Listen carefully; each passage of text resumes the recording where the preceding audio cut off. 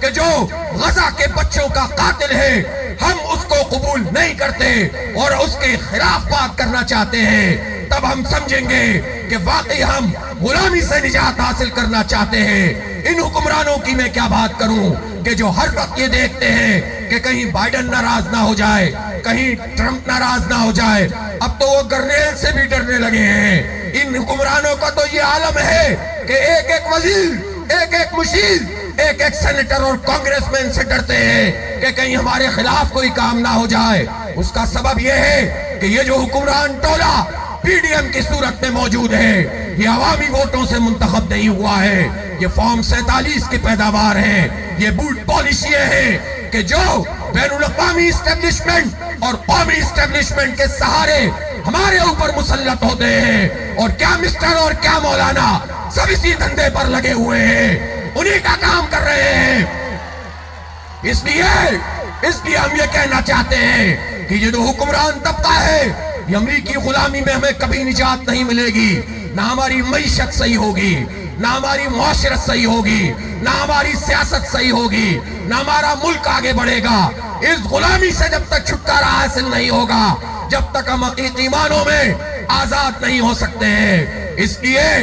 لیے پاکستان ایک نیوکلیئر ملک ہے۔ دیکھیں آپ امریکہ کے آگے جھکتے رہتے ہیں اور وہ آپ کا کوئی ایک غوری میزائل، شہاب میزائل، کوئی میزائل بھی برداشت نہیں کرتا ہے، وہ انڈیا کے سارے میزائل برداشت کرتا ہے۔ انڈیا جو کشمیر میں دہشت گردی کر رہا ہے امریکہ کی سپورٹ کے بغیر نہیں کر سکتا،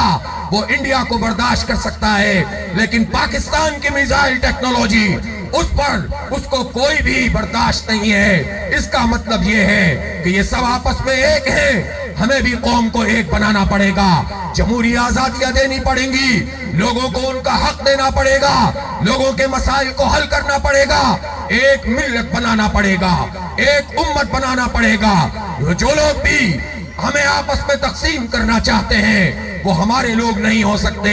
چاہے کرم ایجنسی ہو، چاہے بلوچستان ہو، چاہے خیبر پختونخوا ہو، چاہے مذہبی اور مسلکی بنیاد پر تقسیم ہو، یا وہ فرقوں اور مسلکوں یا وہ لسانیت کی بنیاد پر تقسیم ہو، یہ جو اوپر لوگ بیٹھے ہوتے ہیں یہ سب ایک ہوتے ہیں، یہ متحد ہوتے ہیں۔ ہمیں بلوچ، ہمیں پختون، ہمیں پنجابی، ہمیں سرائکی، ہمیں سندھی اور مہاجر اس میں تقسیم کر دیتے ہیں۔ ان کی حکومت میں کوئی تقسیم نہیں ہوتی، عوام میں تقسیم پیدا کر کے اپنی حکومت کو طاقتور بناتے ہیں۔ اس لیے عوام تک یہ پیغام پہنچائیے، آؤ لوگوں تم متحد ہو جاؤ اور اس حکمران طبقے کو تقسیم کر دو۔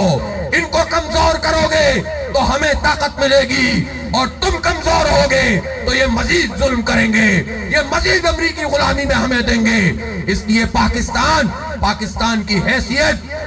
بہت بڑی حیثیت ہے، یہ نیوکلیئر ویپن ہمارے پاس ہے، وہی امریکہ کی آنکھوں میں کھٹکتا ہے۔ اور یہ بھی میں کہنا چاہتا ہوں، بعض لوگ یہ بھی سمجھتے ہوں گے اور اس طرح سے تاثر دیا